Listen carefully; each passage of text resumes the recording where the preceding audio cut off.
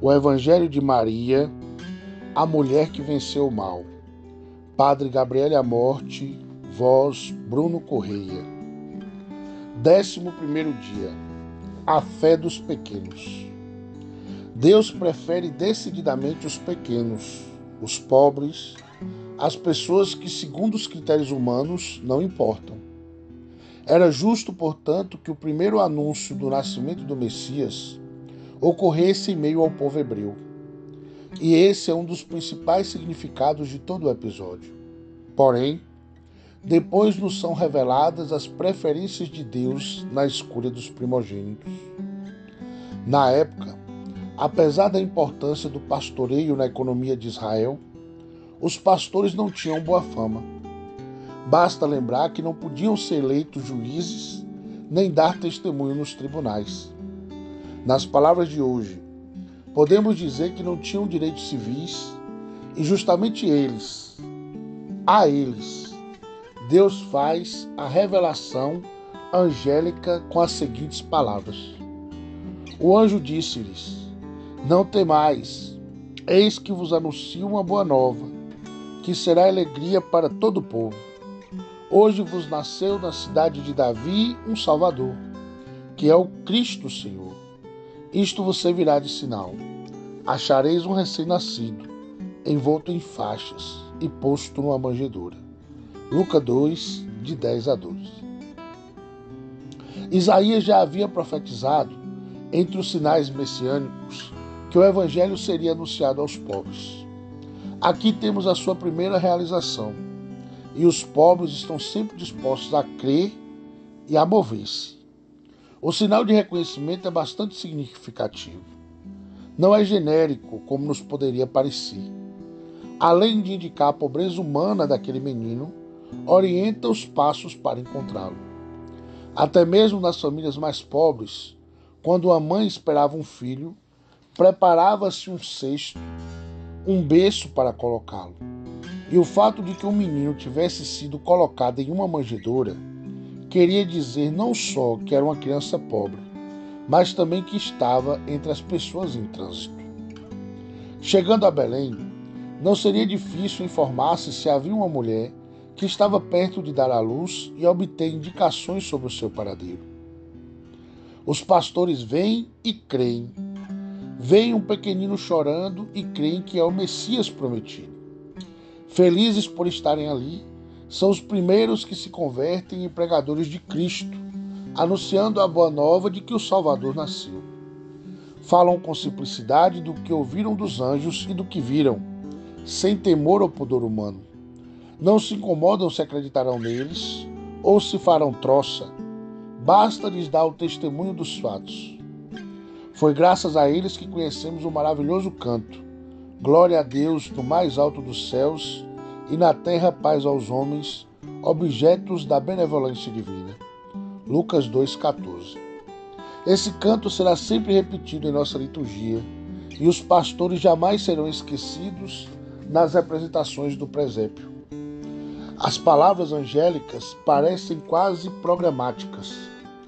São elas mesmas um compêndio da obra de Cristo, que vem para dar glória a Deus e paz aos homens. Dois objetivos intensos e estreitamente ligados. Somente glorificando a Deus e observando as suas leis, haverá paz no coração de cada homem e na sociedade.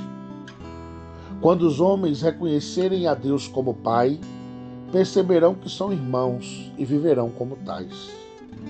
O episódio da visita dos pastores se encerra com uma frase um tanto misteriosa, que Lucas também repete como conclusão do encontro de um Jesus de 12 anos no templo.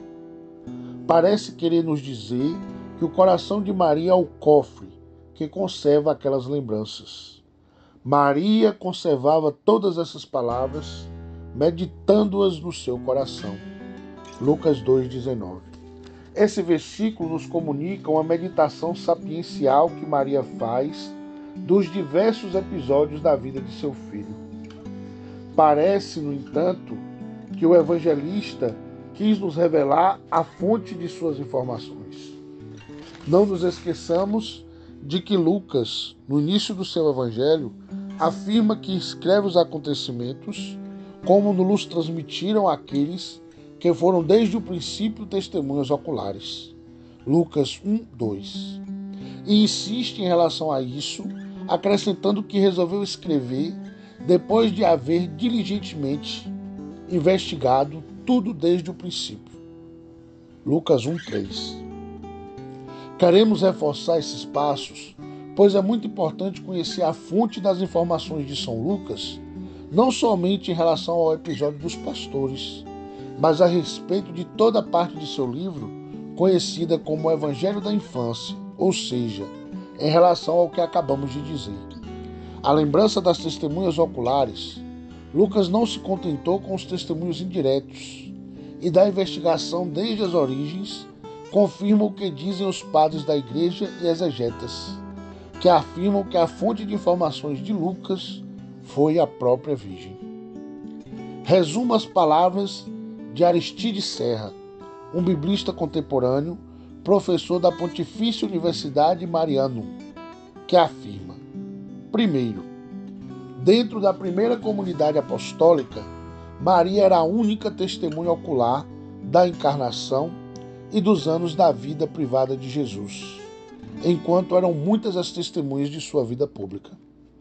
2. Pentecostes possibilitou a todos não apenas compreender profundamente, mas testemunhar o que tinham visto e ouvido, ainda que nem todos tivessem sido chamados a evangelizar. Além disso, Maria demonstra no Magnificat que está plenamente consciente das grandes coisas que Deus lhe havia atribuído.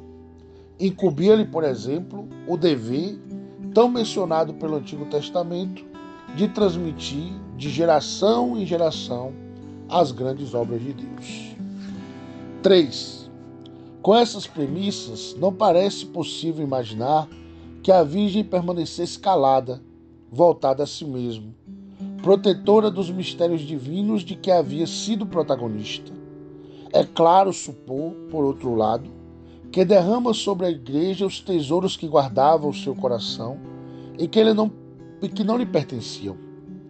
Por isso é justo imaginar Maria sempre pronta a testemunhar os fatos aos apóstolos e àqueles que, para ensinar ou escrever, recorriam a ela como única fonte segura. Sabemos que Lucas estava entre eles. Não deveríamos nos surpreender ao saber que, depois de tudo que Lucas escreveu sobre a Virgem, há uma tradição que o considera como o pintor de Maria. Em muitas igrejas, veneram-se imagens marianas que recebem o título de Virgem de São Lucas. São sempre ícones do tipo chamado Odegétria, que indica o caminho. Os mais antigos remontam ao século VI e os mais famosos aos séculos XII e XIII. Está claro que não são obras de São Lucas, que foi o pintor de Maria em razão de ter escrito os principais fatos de sua vida. Reflexões sobre Maria. É a primeira que nomeiam os pastores quando se aproximam da gruta. Parece que é ela que apresenta Jesus, iniciando assim a sua preciosa missão. Aquele menino nascido de seu ventre não lhe pertence, pertence ao Pai e à humanidade. Em vez de olhar para ele com olhos possessivos, apresenta-o e o oferece, colaborando desde o princípio com a sua missão. Sobre nós, é preciso que nós façamos pequenos, fazer-nos crianças, para compreender os segredos de Deus. Isso implica uma disponibilidade e uma humildade que todos nós possuímos. A vida da igreja nos apresenta também a muitas pessoas eruditas ou com cargos de grande prestígio e responsabilidade, incluindo reis e príncipes, dotadas de tamanha humildade de coração e disponibilidade para com Deus, que estariam aptas a compreender e viver a sua doutrina. Os pastores vêm e dão o seu testemunho, Maria conhece e não hesita em revelar as grandezas de Deus. Todo cristão deve sentir-se no dever de dar testemunho da fé que o anima.